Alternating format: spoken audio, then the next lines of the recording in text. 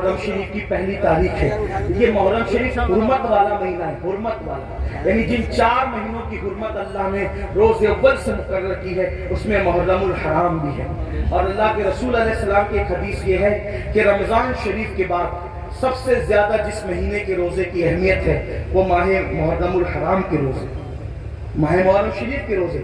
ان دنوں کو خرافات بدعات میں گزارنے کی بجائے عبادات میں گزاریں.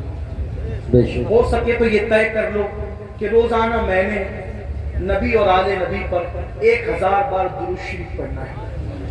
آپ کہیں گے لوگ کہتے ہیں ارے بہت ٹائم لگے گا. کوئی ٹائم نہیں لگے گا.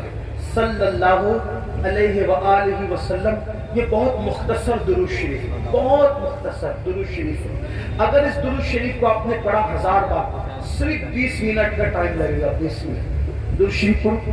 اس کے بعد جیسا کہ آپ نے پہلے بھی سنا, صدقہ دو, خیرات دو. اور ایک بات آپ کو کہوں, اس کو بھی دھیان سے, کہ جو ہم خرافات پر اور بدعات پر پیسہ خرچہ کرتے ہیں, اس پیسے کو اٹھا کے آپ وہ سادات کرام جو مالدار نہیں ہے ان پہ خرچہ کرتے ہیں, وہ علماء کرام جو مالدار نہیں ان پہ خرچہ کرتے ہیں. اس سے کیا ہوگا؟ خرافات اور بدعات کے بارے میں توجہ کرنا. 2 گروپ ہیں, ایک گروپ کہتا ہے جائز, ایک گروپ کہتا ہے ناجائز. جو گروپ جائز کہتا ہے وہ بھی صرف جائز ہی کہتا ہے, نہ فرض کہتا ہے, نہ واجب کہتا ہے, نہ سنت کہتا ہے, نہیں کہتا نا. جو جائز ثابت بھی کر لے خرافات کو تو صرف جائز ہی کہہ سکے گا, فرض نہیں کہہ سکے, واجب نہیں کہہ سکے گا. لیکن بھائیوں, اپنے مسلمان بھائی کی مدد کرنا تو اللہ نے ان پہ فرض کیا, بلکہ یہاں تک فرمایا کہ جب تک تم اپنے مسلمان بھائی کی مدد کرتے رہو گے اللہ تمہاری مدد کرے گا. اور آپ کو بتاؤں, خاص طور پہ سادات کی خدمت, وہ جو مالدار نہیں ہے, مستحق ہے, یہ نہیں کہتا غریب ہے, میرے اندر اتنی ہمت نہیں کہ میں کسی سید کو غریب کو, لیکن سادات جو مالدار نہیں ہے, مالدار اگر آپ ان کی خدمت کریں تو ہوگا کیا؟ 2-3 باتیں سن لے, بات ختم کر. حضرت سیدنا عبداللہ ابن مبارک رضی اللہ تعالی حج کو جا رہے تھے, حج کا ارادہ, اور حج کے ارادے میں آپ نے یہ طے کیا کہ میں نے حج کو جانا ہے. پوری تیاری ہو گئی, ارادہ بن گیا حج کو جانا ہے. عبداللہ ابن مبارک کو پتا چلا کہ میرے پڑوس میں ایک سید صاحب رہتے ہیں اور وہ اس وقت تھوڑا پریشان حال ہے, حالات کے ستائے ہوئے اور حالات کے مارے ہوئے. تو انہوں نے سوچا کہ پڑوسی ہے, سید ہے, میں ان کے نانا کے یہاں جاؤں, میں حج کے لیے جاؤں اور ان کو بھوکا پیاسا تڑپتا بلکتا چھوڑ کے جاؤں. تو انہوں نے کیا کیا, اس سال حج نہیں کریں گے, انشاءاللہ آئندہ پھر کبھی دیکھیں گے. حج کی پوری رقم اٹھا کر اس سید صاحب کو دے دیا, اور اس کے بعد آنسو پوچھتے ہوئے اب صبر کرتے ہوئے رہ گئے. جب حج سے قافلہ واپس آیا تو لوگ ملاقات کرتے تھے, تو عبداللہ ابن مبارک لوگوں کو کہتے تھے مبارک ہو حج, تو لوگ بھی کہتے تھے عبداللہ آپ کو بھی مبارک ہو, آپ کو بھی مبارک ہو. حضرت عبداللہ ابن مبارک سوچتے یا اللہ میں گیا نہیں, لیکن جو آتا ہے مجھے حج کی مبارکباد دیتا ہے. اسی فکر میں تھے, آنکھ لگی تو خواب میں غیب سے ندا آئی, کوئی کہنے والا کہتا ہے عبداللہ ابن مبارک تو نے میرے نبی کے شہزادے کی مدد کے لیے حج کو ملتوی کر دیا, تو تیری یہ ادا اتنی پسند آئی کہ ہم نے تیرا ہم شکل ایک فرشتہ پیدا کیا ہے جو قیامت تک تیری طرف سے حج کرتا رہے گا اور اس کا ثواب تجھے ملتا رہے گا. سبحان اللہ, سبحان اللہ.